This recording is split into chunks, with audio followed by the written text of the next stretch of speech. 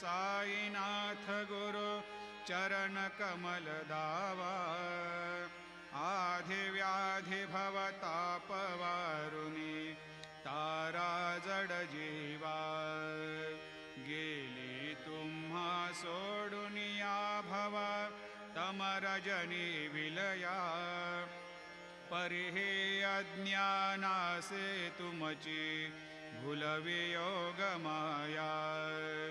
शक्ती न आम्हा यत्किंचित हे तिजला साराया तुम्हीच ते सारुनि दावा मुख जनताराया भो